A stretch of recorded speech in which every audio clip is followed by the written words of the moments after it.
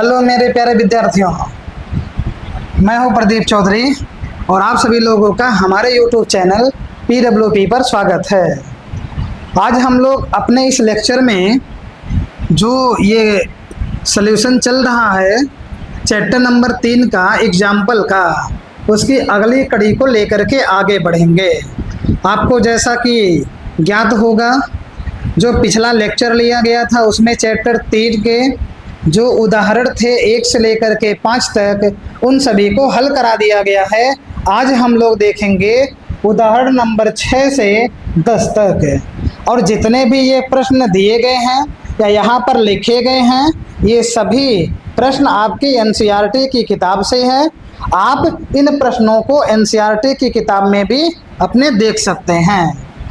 अब यहाँ पर जो भी चीज़ें आपको कॉन्सेप्ट के रूप में जब इंट्रोडक्शन तीसरे चैप्टर का बताया गया था, यदि आप लोगों ने उसको ध्यानपूर्वक पढ़ा होगा तो इसमें जो भी होगा क्वेश्चन वो एकदम इजी तरीके से आप उसको हल कर सकते हैं। बाकी यहाँ पर जितने भी क्वेश्चन हम हल करेंगे उसे आप क्रम से समझिए ध्यान से, बाद में अपना स्क्रीनशॉट लीजिए, फिर उसके बाद आप वीडियो को पॉज करके खुद भी हल कर लीजिएगा। तो चलिए देर ना करते हुए हम लोग अपने इस लेक्चर पर आगे बढ़ेंगे। तो यहाँ पर आप देख रहे हैं क्वेश्चन लिखा गया है। क्वेश्चन लिखा है, एक दुकान में 2 पेंसिल और 3 रबड़ों का मूल्य ₹9 है। अर्थात एक व्यक्ति कोई होगा, कोई बच्चा होगा, वह गया है दुकान पर सामान को खरीदने के लिए, और सामान जब वो खरीदने के लिए जाता है तो पहले 2 पेंसिल और 3 रबड़ लेता है और उसके बदले में उनको ₹9 उस दुकान वाले को देना रहता है। इसी प्रकार दोबारा वो जाते हैं, दोबारे की स्थिति में 4 पेंसिल और 6 रबड़ खरीदते हैं और उसका मूल्य जो है ₹18 हो जाता है। अर्थात दुकानदार को ₹18 देना पड़ता है। प्रत्येक पेंसिल और प्रत्येक रबड़ का मूल्य ज्ञात करिए, ज्ञात कीजिए। आपको क्या करना है, एक पेंसिल का दाम कितना होगा और एक रबड़ का दाम कितना होगा, इसी को आपको हल करके बताना है। तो यहाँ पर 2 सामान है, दोनों सामान का मूल्य पूछ रहा है, इसीलिए हम लोग क्या करेंगे, सबसे पहले एक सामान के मूल्य को X और Y के रूप में मानेंगे। पहले दिया है पेंसिल, तो पेंसिल के दाम को या मूल्य को मानेंगे X रुपए, और जो रबड़ दिया है इसे मान लेंगे हम लोग Y रुपए। चलिए मानते हैं, सॉल्यूशन पर आगे बढ़ेंगे। तो हल 6 नंबर का, चलिए 6ठे नंबर में, तो यहाँ पर 2 पेंसिल, पेंसिल मानना है पहले। माना एक पेंसिल का मूल्य, एक पेंसिल का मूल्य बराबर हो जाएगा X रुपए तथा एक रबड़ का मूल्य बराबर हो जाएगा Y रुपए। अब आप यहाँ ध्यान से देखिए, पहली बार में 2 पेंसिल और 3 रबड़ खरीदा, अर्थात 2 पेंसिल का मूल्य प्लस 3 पेंसिल का मूल्य, अर्थात दोनों का जोड़ करके ₹9 लिया गया है। तो यहाँ पर लिखेंगे प्रश्नानुसार, अर्थात अकॉर्डिंग टू क्वेश्चन। यहाँ हो जाएगा 2 पेंसिल प्लस 3 रबड़, अब बराबर दिया गया है ₹9। 2 पेंसिल को हमने X माना है, तो 2X प्लस 3Y बराबर 9 हो जाएगा, और इसे आप लोग समीकरण नंबर 1 मान लीजिए। अब आप दूसरी स्थिति में देखेंगे, यहाँ दिया गया है 4 पेंसिल और 6 रबड़, तो 4 पेंसिल और 6 रबड़, यहाँ लिखेंगे 4 पेंसिल प्लस 6 रबड़, और बराबर आपको मिलेगा ₹18। 4 पेंसिल मतलब हो जाएगा 4X प्लस 6Y बराबर 18, और ये आपका जो है समीकरण नंबर 2 हो जाएगा। आपको हमने समीकरणों के हल करने की विधियों को बताया है। उसमें प्रतिस्थापन विधि, विलोपन विधि और वज्र गुणनखंड विधि होती है। इन तीनों विधियों में जो आपका अंतिम विधि है वज्र गुणनखंड विधि, उसे सिलेबस से हटा दिया गया और वो थोड़ा सा क्रिटिकल भी था, उसे जानने के लिए थोड़ा और माइंड की उपयोगिता रहती। लेकिन सिलेबस में आपके जो है दो विधियां दी गई हैं। उन दो विधियों में एक आपका जो है वह है प्रतिस्थापन विधि और दूसरा जो दिया गया है वह विलोपन विधि है। इस प्रश्न को हल करेंगे प्रतिस्थापन विधि से, क्योंकि ये जो एग्जाम्पल है वह प्रतिस्थापन विधि से संबंधित उदाहरण है, इसीलिए इसको हम लोग हल करेंगे जो है प्रतिस्थापन विधि से। प्रतिस्थापन विधि से हल करने के लिए जो भी ये दोनों समीकरण दिए गए हैं, इन दोनों समीकरणों में से किसी एक समीकरण को हम ले करके चलेंगे और उस समीकरण से x का मान या y का मान निकालेंगे और निकालने के बाद जिस समीकरण को नहीं लिए हैं उस समीकरण में ले चल के रख देंगे, तुरंत हमारा आंसर मिल जाएगा। चलिए हम लोग हल करते हैं। तो समीकरण 2 को लेकर चल रहे हैं। समीकरण 2 से समीकरण 2 में लिखा गया है 4x प्लस 6y बराबर 18। पक्षांतर करिए, यहाँ से x का मान निकालिए तो मिलेगा आपको 4x बराबर 18 माइनस 6y। यहाँ से x बराबर मिलेगा 18 माइनस 6y बटे में 4। x का जो मान आया है इसको आप जो है ले चल करके समीकरण 1 में रखिए। यहाँ लिखेंगे x का मान समीकरण 1 में रखने पर,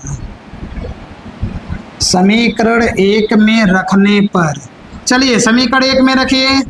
1 में जब आप रखेंगे तो आपको मिलेगा 2 गुणे ब्रैकेट में आएगा 18 माइनस 6y बटे में 4 और यहाँ प्लस 3y है तो प्लस 3y और बराबर हो जाएगा 9। यहाँ दिया गया 2 से इस 4 को कट करिए 2 आएगा, मिलेगा आपको 18 माइनस 6y बटे में 2 प्लस 3y बटे में 1 बराबर 9।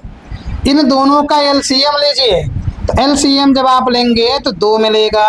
2 से 2 में भाग करेंगे 1 आएगा, तो 1 का गुणा 18 में होगा 18 और 6y में होगा 6y प्लस यहाँ पर 1 से आप भाग दीजिए 2 में, 2 का गुणा 3y में होगा तो 6y मिलेगा और बराबर आपको मिल जाएगा 9। यहाँ पर आप देख रहे हैं माइनस 6y प्लस 6y दोनों एक दूसरे से कैंसिल हो जाएंगे। यहाँ बचेगा 18 बटे 2 और बराबर में है 9, ये भी कट गया तो 9 बराबर आपको 9 मिल गया। क्या यहाँ पर आपको किसी चर राशि का मान मिला?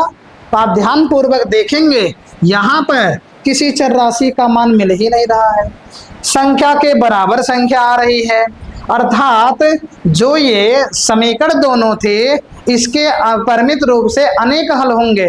अर्थात एक रबड़ और एक जो पेंसिल है उसका मूल्य ज्ञात नहीं किया जा सकता, क्योंकि अपरिमित रूप से अनेक हल मिल रहा है।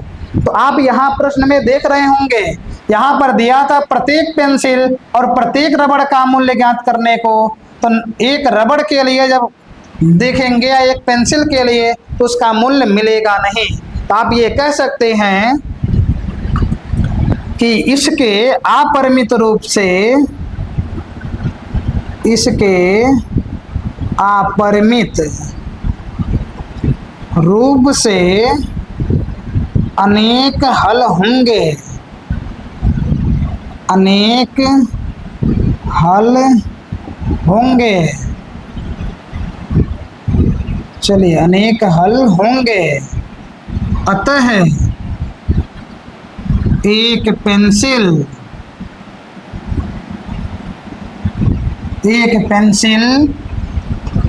तथा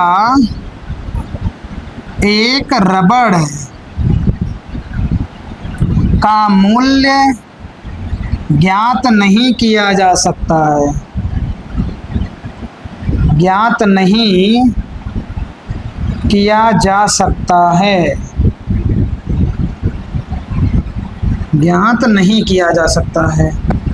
चलिए अब आप लोग इसका स्क्रीनशॉट ले सकते हैं, स्क्रीनशॉट ले लीजिए, इसके बाद में हम लोग अगले प्रश्न की ओर बढ़ेंगे। चलिए स्क्रीनशॉट आपका हो गया होगा। अब आप यहाँ पर पढ़ें, आपको बता दिए हैं प्रत्येक प्रश्न आपकी एनसीईआरटी की किताब से लिया गया है। तो दिया गया है दो रेल पटरियां समीकरणों x + 2y - 4 = 0 और 2x + 4y - 12 = 0 द्वारा निरूपित की गई हैं। क्या रेल पटरियां एक दूसरे को काटेंगी? चलिए अब ये चेक करना है।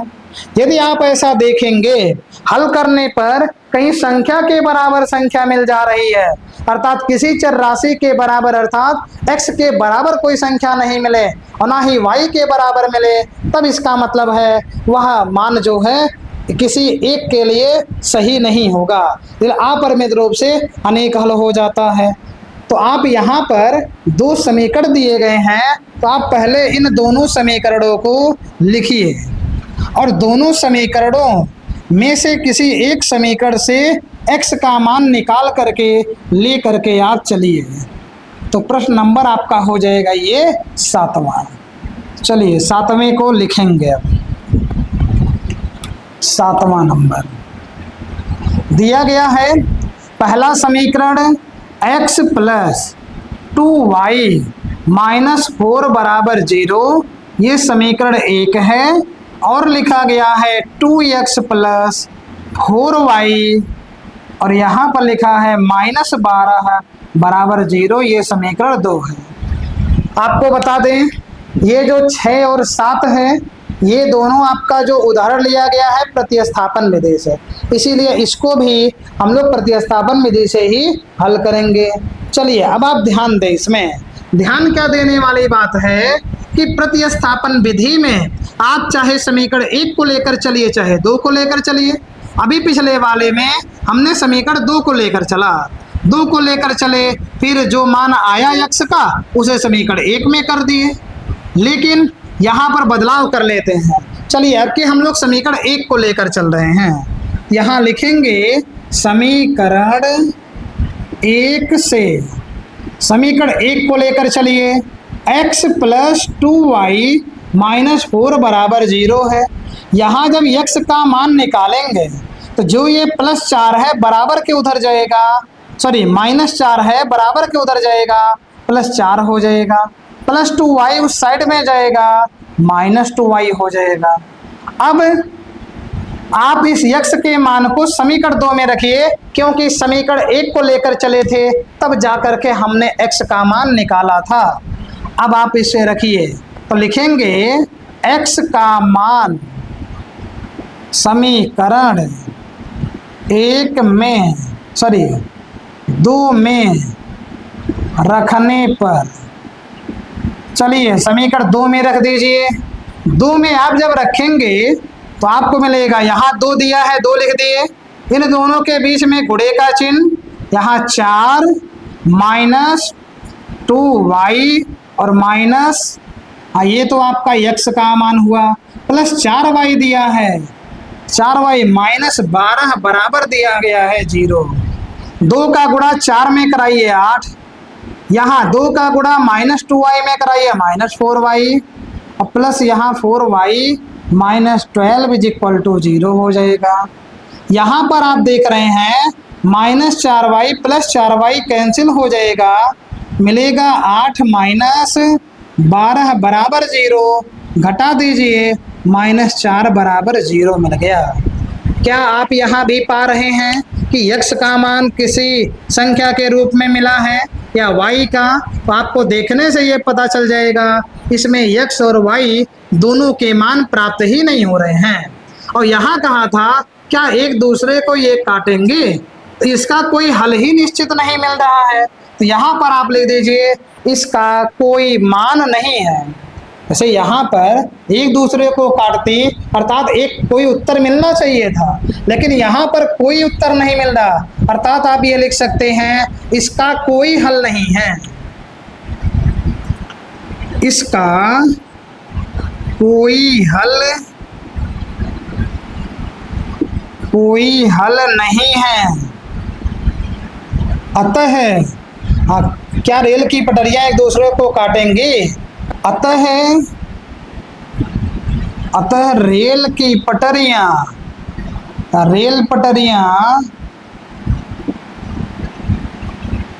एक दूसरे को नहीं काटेंगे।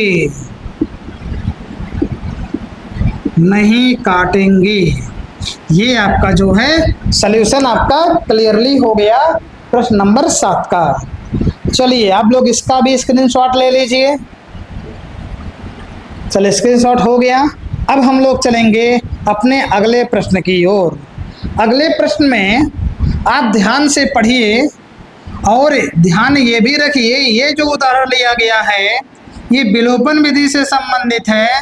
आगे जितने भी उदाहरण ये नीचे लिखे गए हैं 8वां, 9वां और 10वां, ये तीनों उदाहरण जो हैं ये विलोपन विधि से संबंधित हैं।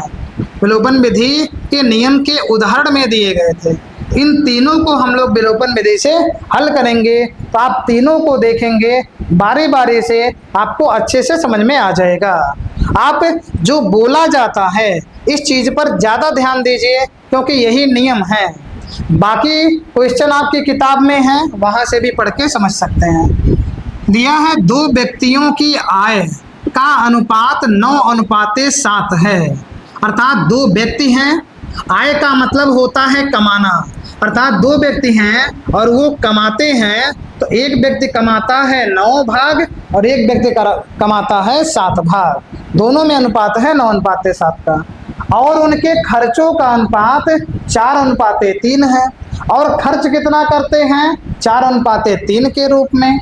यदि प्रत्येक व्यक्ति प्रति महीने मतलब एक महीने में, प्रत्येक व्यक्ति मतलब एक व्यक्ति, अर्थात एक व्यक्ति एक महीने में यदि 2000 रुपये बचा लेता है तो उसकी मासिक आय ज्ञात कीजिए। मासिक आय का मतलब है कितना रुपया वो कमाता है। चलिए, तो यहाँ पर पहले आय का अनुपात है, इसको हम लोग यक्स के पदों में मान लिया आय को, और जो खर्चों का अनुपात है उनके लिए वाई का उपयोग कर ले रहे हैं। तो मानेंगे कि माना पहले व्यक्ति की आय, चलिए मान लिया जाए हल आपका है 8वां। माना पहले व्यक्ति की आय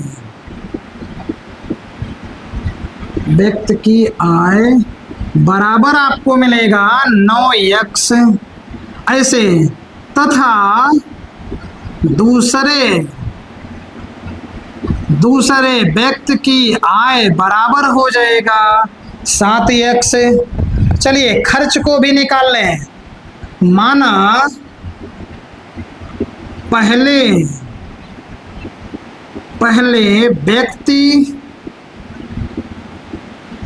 का खर्च बराबर हो जाएगा 4y, यहाँ लिखा है, तथा दूसरे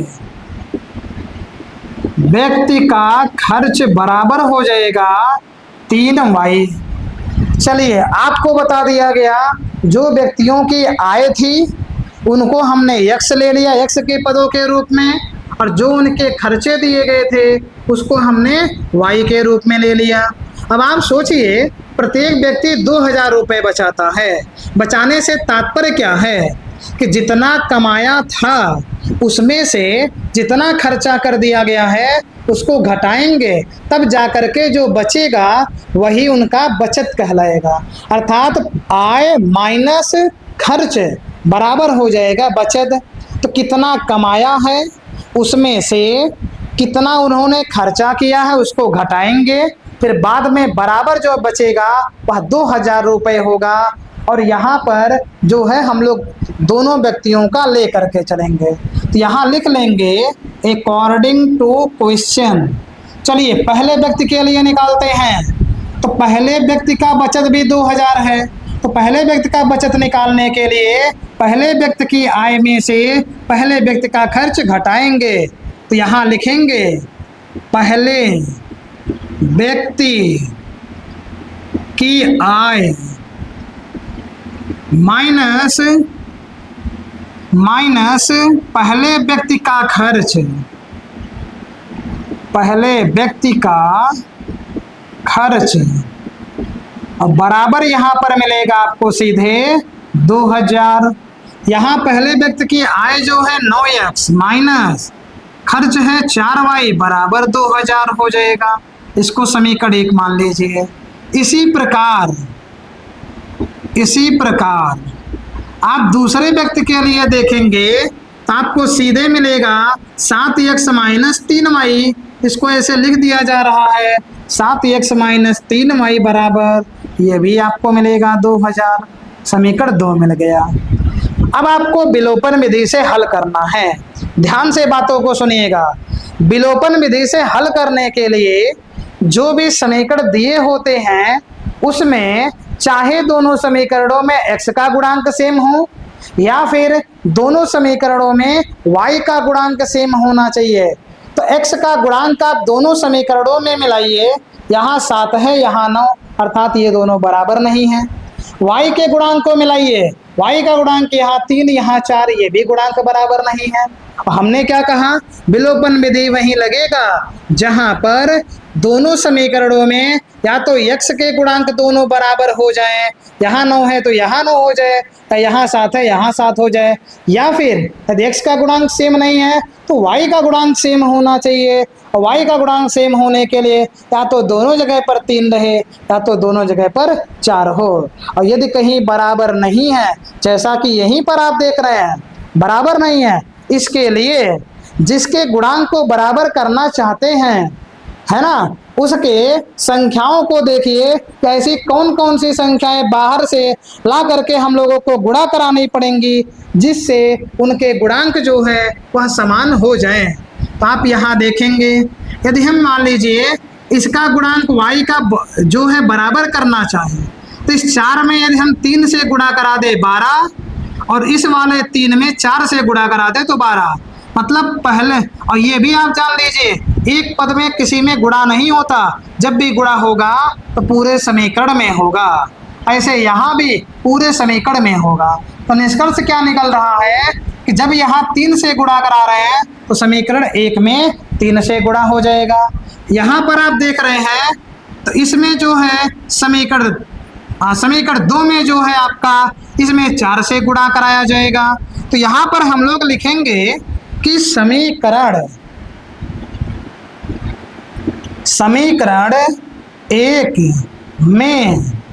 1 में 3 से तथा समीकरण 2 में 4 से गुणा करने पर चलिए एक बार आप ध्यान से इसको देख लें कि किसमें किसका गुणा करना है आपको। तो ऐसी स्थिति में आपको यहाँ से मिलेगा कि समीकरण 1 में 3 से गुणा किया जाएगा और जो समीकरण 2 दिया गया है उसमें 4 से गुणा कर देंगे। चलिए करते हैं। समीकरण 1 आपका ये ऊपर वाला है, इसमें 3 से सब में गुणा कराइए तो 3 9 27 x हो जाएगा, माइनस 3 चौके 12 y हो जाएगा, और 3 दूना 6, ये 6000 हो जाएगा। अब इसको आप एक नया समीकरण मान सकते हैं, समीकरण 3 हो जाएगा। फिर इसके बाद में ये जो समीकरण 2 दिया गया था, 2 में 4 से गुणा कराना है तो 4 का गुणा सभी में करवाइए, 4 सते 28 x हो जाएगा, और उसके बाद 4 तियां 12 y हो जाएगा, बराबर 4 दूना आपको मिलेगा 8000। ये समीकरण 4 हो गया। चलिए अभी हमने आपको बताया किस प्रकार से गुणांकों को बराबर किया जाएगा। x का यदि कहीं x वाले का गुणांक बराबर करना होता तो इस 7 का गुणा समीकरण 1 में कराते, 9 का गुणा समीकरण 2 में कराते तो 9 7 63 या 7 9 63 वो बराबर हो जाता। चलिए इतनी चीजें तो आपको क्लियर हो चुकी होंगी। अब जब गुणांक बराबर हो गए हैं तो जिसका गुणांक बराबर है उसके चिन्हों को देखेंगे। चिन्ह आप देखेंगे उसका जिसके गुणांक बराबर हैं, ऐसे स्थिति में यदि कहीं दोनों का चिन्ह माइनस में होगा या फिर दोनों का चिन्ह प्लस में होगा तो आपको क्या करना पड़ेगा, समीकरणों को घटाना पड़ेगा। लेकिन यदि कहीं पहले समीकरण का चिन्ह प्लस दूसरे वाले का माइनस या पहले का माइनस दूसरे का प्लस है, ऐसी स्थिति में समीकरणों को ऐड करना पड़ेगा और ऐसी स्थिति में समीकरणों को सबट्रैक्ट करना पड़ेगा। आप नियम को वीआईपी तरीके से याद रखिएगा कि जिसका गुणांक बराबर है उनके गुणांकों के चिन्हों को देखेंगे। यदि इनके चिन्ह दोनों एक समान होंगे, चाहे दोनों माइनस हो चाहे दोनों प्लस हो, ऐसी स्थिति में समीकरणों को हल करने के लिए एक दूसरे को घटाना पड़ेगा।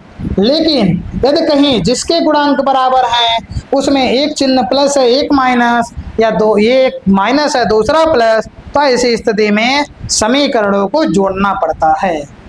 चलिए नियम आपको हमने बता दिया, अब आप यहाँ पर नियम का पालन कराइए।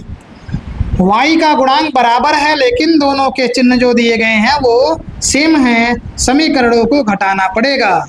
यहाँ लिखेंगे समीकरण तीन में से चार को घटाने पर, समीकरण तीन में से चार को घटाने पर, तीन में से चार घटेगा तो तीन ऊपर रहेगा। चलिए तीन को ऊपर लिख लेते हैं। 27x माइनस 12y बराबर 6000 और यहाँ मिलेगा आपको 28x माइनस 12y बराबर 8000। अभी आपने देखा वैसे लिख दिया। घटाने पर कुछ परिवर्तन होता है। परिवर्तन क्या होगा, नीचे वाला जो भी समीकरण है उनके चिन्हों को बदल दिया जाता है। यदि प्लस में होंगे तो माइनस में और माइनस में होंगे तो प्लस में। चलिए तो यहाँ पर ये चिन्ह प्लस छिपा है, माइनस हो जाएगा, माइनस है तो प्लस हो जाएगा, यहाँ प्लस है तो माइनस हो जाएगा। चलिए घटाइए, 27x माइनस 28x आएगा minus x, minus 12y plus 12y। ध्यान दीजिएगा हम लोग अब उस चिन्ह को देख करके काम करेंगे जो परिवर्तित करने के बाद में मिला है। तो माइनस 12y प्लस 12y ये कैंसिल हो जाएगा, बराबर 6000 में से 8000 को घटाइए माइनस 2000 आएगा। माइनस माइनस दोनों तरफ है, कैंसिल होकर के प्लस बन गया, x बराबर आपको मिल गया सीधे 2000। चलिए अब ये जो x का मान आया है 2000, इसको आप क्या करिए, हाँ ये x का मान आ गया, इसको ले चल के आप रखिए किसी एक समीकरण में रख लीजिए। x का मान आप रख दीजिए, x का मान समीकरण एक में रखने पर, समीकरण एक में रखने पर, एक में रखिए, समीकरण एक यही दिया है तो लिखेंगे 9 गुणे x का मान हो जाएगा 2000 माइनस 4y बराबर 2000 हो जाएगा। 9 दूनी 18,000 माइनस 4y बराबर 2000, ये माइनस 4y उधर जाएगा ये इधर आएगा, मिलेगा सीधे 18,000 माइनस 2000 बराबर 4y। यहाँ से 4y बराबर 18,000 में से 2000 घटाइए 16,000 बचेगा और यहाँ से मिलेगा y का मान, तो y बराबर हो जाएगा 16,000 बटे में 4 काट दीजिए, y बराबर हो जाएगा 4000। x और y का मान तो आ गया। अब देखेंगे क्या चीज ज्ञात करना है, आय ज्ञात करना होगा, आय ज्ञात करेंगे और यदि कहीं आपको हल करना होगा कितना उनका खर्चा है उसको भी हल कर लेंगे। चलिए देखा जाए तो यहाँ पर आय ज्ञात करने को कहा है, चलिए इनको हम यहाँ लगा दे रहे हैं। आय ज्ञात करने के लिए आय को देखना पड़ेगा, तो यहाँ पर पहले व्यक्ति की आय, पहले व्यक्ति की आय आप देखिए क्या माना गया था, 9x माना गया था, तो यहाँ मिलेगा 9 गुणे x का मतलब है 2000 और गुणा आप जब कराएंगे तो ये 18,000 रुपये आएगा। दूसरे व्यक्ति की आय, यहाँ पर मिलेगा दूसरे व्यक्ति की आय। दूसरे व्यक्ति की जो आय है उसे माना गया है 7x और बराबर ये आएगा 7 गुणे 2000 आएगा सीधे ये 14,000 रुपये। अर्थात पहले व्यक्ति की आय 18,000, दूसरे व्यक्ति की आय 14,000। इतना ये पहला व्यक्ति कमाता है एक महीने में, और ये 14,000 रुपये जो आया है वह दूसरा व्यक्ति एक महीने में कमाता है। उम्मीद है आप इसको एकदम अच्छे तरीके से समझ पाए होंगे। इसका आप लोग स्क्रीनशॉट ले लीजिए। इसके बाद हम लोग चलेंगे 9वां नंबर क्वेश्चन पे। चलिए, आपका स्क्रीनशॉट हो गया होगा इधर। अब इसके बाद में आप यहाँ अब 9वां प्रश्न पढ़िए और उसको हमारे लगाने से पहले आप लोग उसे हल कर लीजिए वीडियो को पॉज करके।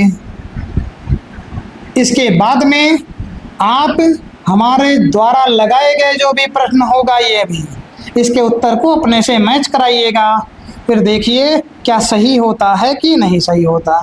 सही तरीके से लगाएंगे आप लोगों का भी सही उत्तर आएगा, किसी प्रकार का गलत नहीं होगा। चलिए, दिया है विलोपन विधि का प्रयोग करके निम्न रैखिक समीकरण युग्म के सभी संभव हल ज्ञात कीजिए। चलिए देखा जाए, संभव शब्द लाया है, कहीं असंभव ना हो जाए। सॉरी, असंभव का मतलब ये है कहीं ऐसा मान ना मिल जाए कि वह आपको उत्तर ही ना देकर जाए। चलिए देखते हैं क्या होता है। हल 9। चलिए 9वें नंबर में विलोपन विधि।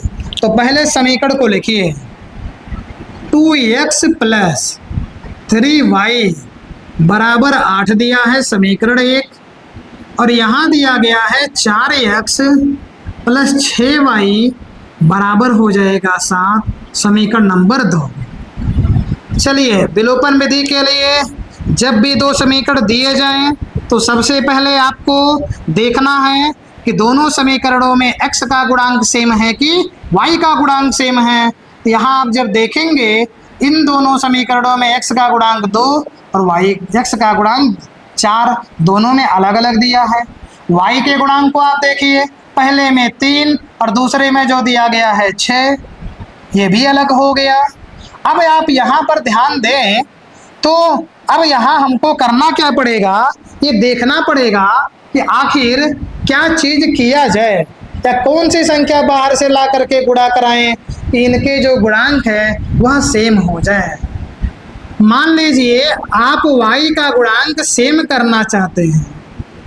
y का गुणांक यदि आप सेम करना चाहते हैं तो यहाँ पर 6 है, यहाँ 3 है, इस 3 में 2 से गुणा करा दिया जाए तो ये भी 6y हो जाएगा। और जब आप जानते हैं, ये भी बताया गया कि जब भी गुणा कराते हैं तो एक पद में नहीं वो पूरे समीकरण में कराया जाता है। अर्थात y के गुणांक को बराबर करने के लिए आपको समीकरण 1 में 2 से गुणा करना पड़ेगा। यहाँ लिख दिया जा रहा है समीकरण 1 में 2 से गुणा करने पर चलिए गुणा करिए। 2 का गुणा होगा 2x में 4x प्लस 2 3 6y 2 8 16 मिल जाएगा, और ये जो आपका है वह समीकरण नंबर 3 हो जाएगा। अब आप इसमें देखेंगे कि जो स्थिति बन रही है उसमें आपने समीकरण 1 में 2 से गुणा कराया है तब आपको मिला है, लेकिन आप स्थिति को यहाँ पर ध्यान से देखें कि समीकरण 2 और 3 अब इनके x का भी गुणांक सेम हो गया और y का भी गुणांक सेम हो गया। ऐसी स्थिति में जब दोनों के गुणांक सेम हो जाए तो आप जान लीजिए उन दोनों समीकरणों से कोई भी हल प्राप्त नहीं होगा। क्यों नहीं होगा, चलिए उसको दिखा देते हैं। आपको अभी हमने बताया कि जब समीकरणों के गुणांक सेम हो जाएं, चाहे x का चाहे y का, तो उनके चिन्हों को देखेंगे। अगर दोनों चिन्ह एक समान है तो हम समीकरणों को घटाएंगे। चलिए, x का गुणांक है 4, इसका चिन्ह प्लस, यहाँ भी इसका चिन्ह प्लस, यहाँ भी चिन्ह प्लस, यहाँ भी चिन्ह प्लस, सभी आपके जो हैं एक समान हैं। तो समीकरण 2 में से समीकरण 3 को घटाइए। समीकरण 2 में से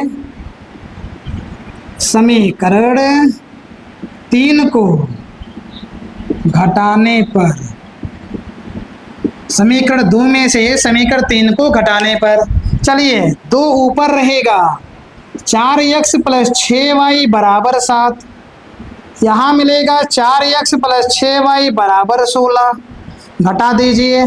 जब हम लोग समीकरणों को घटाते हैं, नीचे जो समीकरण रहता है उसके चिन्हों को परिवर्तित कर लेते हैं, और परिवर्तित करने के बाद में जो मिलेगा उसी को हम लेकर के यूज करके सॉल्यूशन को करेंगे। ये प्लस में है माइनस, प्लस में है माइनस, प्लस में है माइनस।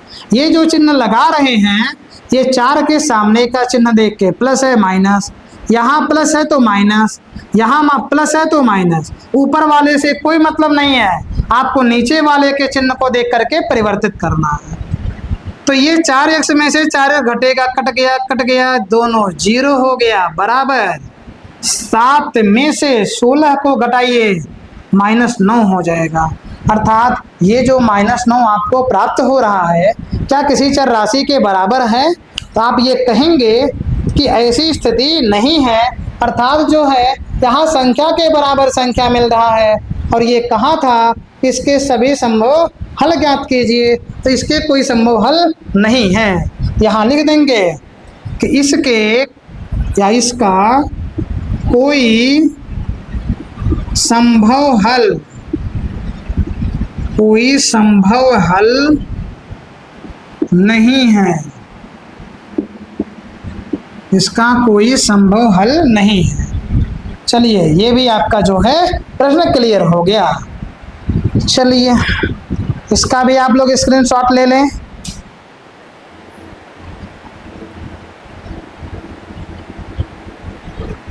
चलिए आप लोग स्क्रीनशॉट ले चुके होंगे। अब इसके बाद में हम लोग जो है लास्ट प्रश्न को हल करेंगे। लास्ट प्रश्न एकदम से वीवीआईपी की श्रेणी में रहता है, और ये क्वेश्चन आने की संभावना, इस प्रकार के क्वेश्चन आने की संभावना बहुत ज़्यादा होती है।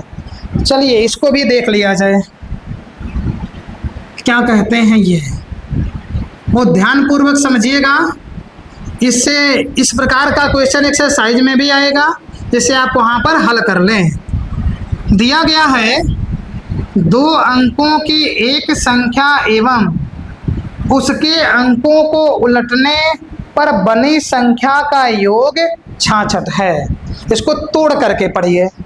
2 अंकों की एक संख्या, अर्थात यहाँ कहने से तात्पर्य है एक संख्या दी गई है, और वह जो संख्या दी गई है उसमें 2 अंक पाए गए हैं, और आपको जानकारी ये होनी चाहिए कि जब किसी संख्या में 2 अंक होंगे तो एक अंक इकाई का स्थान लेगा और एक अंक दहाई का स्थान लेगा। ये बात आपको क्लियर हो गया। उनके अंकों को उलटने पर बनी संख्या, इकाई दहाई पहले था, दहाई इकाई कर दीजिए, उल्टा हो जाएगा, उलट करके संख्या बन जाएगी, और उन दोनों को जोड़ने पर 66 मिल रहा है। अर्थात जब संख्या इकाई दहाई के रूप में लिखी थी उस समय उसको बदला गया दहाई इकाई में, तो इकाई दहाई प्लस दहाई इकाई जुड़ करके आपको मिलेगा 66। संख्या के अंकों का अंतर 2 है, चलिए इकाई दहाई का अंतर भी दे डाला, 2 दिया है। संख्या ज्ञात कीजिए, ऐसी संख्याएं कितनी हैं? तो आपको सबसे पहले यहाँ पर अंक जब दिया है 2, तो एक को मानिए इकाई, एक को मानिए दहाई। हम लोग मान ले रहे हैं क्योंकि संख्या जो होती है, आपको बता दें इसका नियम कहता है 2 अंकों की संख्या के लिए 10x प्लस वाई। वाई जो है ये दाहिनी ओर आ रहा है, ये स्थान जो है इकाई का हो जाएगा और ये स्थान दहाई का, अर्थात दहाई के लिए x, इकाई के लिए y। चलिए मानते हैं, माना हल आपका ये है 10वां नंबर। माना दहाई का अंक, सॉरी इकाई को पहले लिखिए आप, माना इकाई का अंक बराबर हो जाएगा y तथा दहाई का अंक बराबर हो जाएगा x। क्यों हमने इकाई को x नहीं माना? यहाँ पर आपको बता दिए संख्या 10x प्लस वाई के रूप में होती है, तो ये आ रहा दाहिने ओर, और दाहिने ओर से शुरुआत इकाई की होती है, इसलिए इसको इकाई मान लिया गया, और ये जो बचा है वो दहाई हो जाएगा। चलिए, ये तो इकाई दहाई हो गया। संख्या को मानिए, माना वह संख्या बराबर हो जाएगा 10x प्लस वाई। संख्या तो 10x प्लस वाई हो गया, कहा था अंकों को उलटने पर बनी संख्या।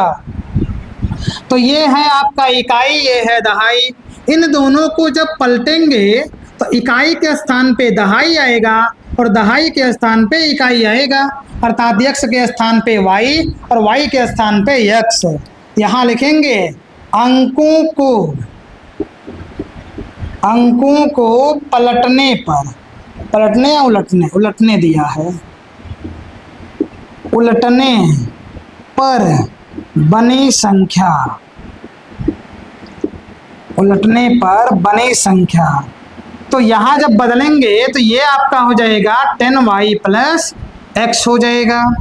अब देखिए, कहा था दो अंकों की एक संख्या, तो दो अंकों की एक संख्या हमने मान लिया 10x प्लस वाई, उसके अंकों को उलटने पर बनी संख्या अर्थात 10y प्लस x, इनका योग 66 है। तो यहाँ प्रश्नानुसार अर्थात अकॉर्डिंग टू क्वेश्चन, यहाँ कहा जा रहा है कि जो संख्या आपने पहले माना अर्थात 10x प्लस वाई, इसका और जो उलट करके आपने संख्या प्राप्त किया है, जो दोनों का योगफल है वह 66 के बराबर हो जाएगा। 10x में x को जोड़िए 11x प्लस y में 10y को जोड़िए 11y बराबर हो जाएगा 66। 11 कॉमन लीजिए, यहाँ मिलेगा x प्लस वाई बराबर 66, मिलेगा x प्लस वाई बराबर 66 बटे में 11 काट दीजिए 6, अर्थात x प्लस वाई बराबर मिल गया 6, और यही आपका जो है समीकरण नंबर 1 कहलाएगा। आगे क्या दिया है? आगे दिया गया है कि यदि संख्या के अंकों का अंतर 2 है, अंतर मतलब घटाना, मतलब इकाई माइनस दहाई बराबर 2, और इकाई को हमने माना क्या? यहाँ फिर लिख लेंगे अकॉर्डिंग टू क्वेश्चन, ये मिलेगा x माइनस वाई बराबर 2, ये समीकरण जो है 2 मिल गया। जब समीकरण दोनों मिल गए, अब हम लोग गुणांकों को मिलाएंगे कि किसका गुणांक सेम है। यहाँ x दोनों के गुणांक 1-1 हैं, दोनों y के गुणांक 1-1 हैं, अर्थात x का गुणांक भी बराबर है और y का भी गुणांक आपको बराबर दिख रहा है।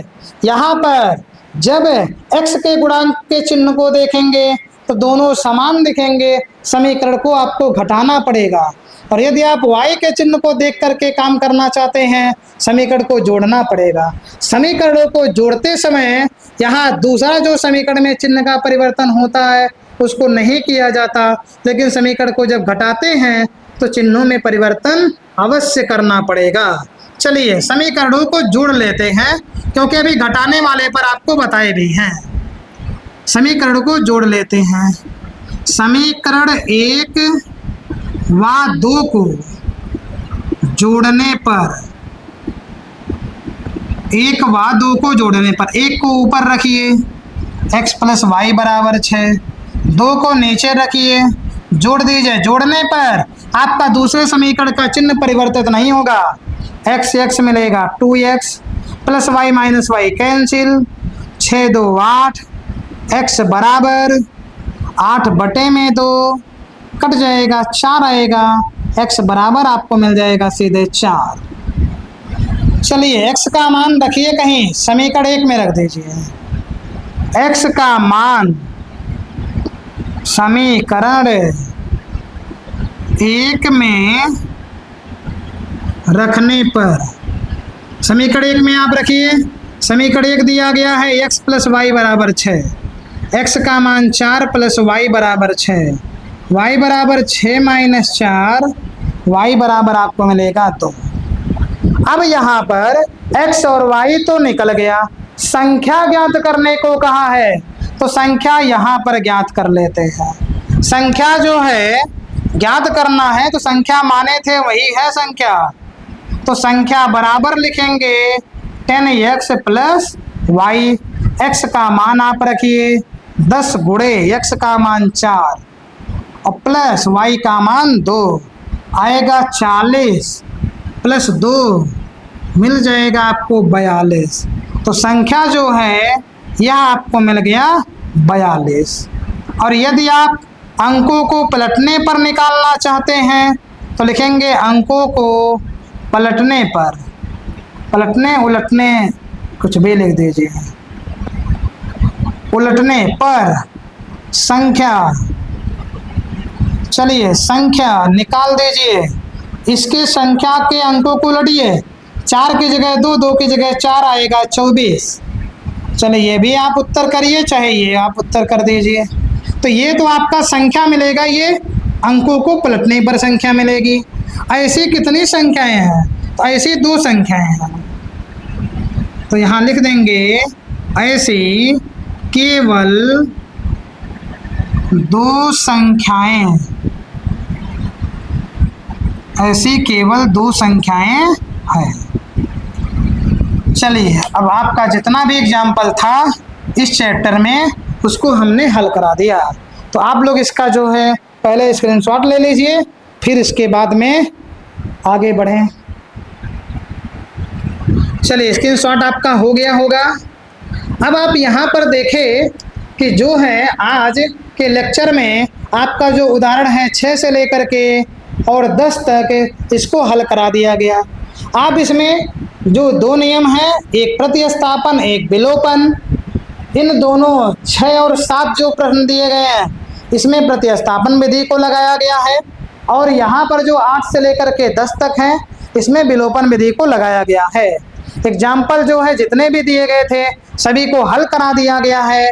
और यदि आप अभी तक जितना भी देखे होंगे या आपने अभी से पढ़ना शुरू किया होगा तो आप पीछे जितने भी लेक्चर पढ़ाए हैं आप उसको अच्छे तरीके से पढ़ लीजिए। यदि आप देखेंगे सभी लेक्चरों को, सभी टॉपिकों को, सभी एग्जाम्पल जितने भी कराए गए तो आप एक निचोड़ जब निकालेंगे आपको लगेगा कि हाँ आपको एक संपूर्ण जानकारी दी जा रही है, चाहे वो परिचय से संबंधित हो, चाहे एग्जाम्पल का कोई प्रश्न हो, चाहे एक्सरसाइज हो, हर चीज़ों को पूरे तरीके से कराया जा रहा है। अभी केवल आपको जो है कॉन्सेप्ट बेस कराए जा रहे हैं। अभी आप जब आने वाला समय थोड़ा सा और बीत जाएगा और भी चैप्टर हम लोग पढ़ लेंगे, तब एक एक चैप्टर के लिए बहुविकल्पी प्रश्नों का संग्रह लेकर के आएंगे। कम से कम 10-10 प्रश्नों को या 20-20 प्रश्नों की श्रृंखला को लेकर के आएंगे एक एक चैप्टरों में, कि किस प्रकार से इस चैप्टर से बहुविकल्पी प्रश्न पूछे जा सकते हैं, किस प्रकार से बोर्ड में जो है इस पाठ से संबंधित बहुविकल्पी प्रश्नों को रख सकता है। तो जितने भी प्रश्न होंगे उन सभी के बारे में आप लोगों को वहाँ पर उस समय अच्छे प्रकार से जानकारी दी जाएगी। अब एग्जाम्पल समाप्त हो गया है। अब हम लोग अगले लेक्चर में देखेंगे जो एक्सरसाइज होगी 3.1, उसमें किस प्रकार के प्रश्नों को और किस विधि से हल करना होगा, इन सब की जानकारी आपको अगले लेक्चर में दी जाएगी। तो मिलेंगे हम नेक्स्ट वीडियो में, नेक्स्ट लेक्चर में। तब तक के लिए जय हिंद।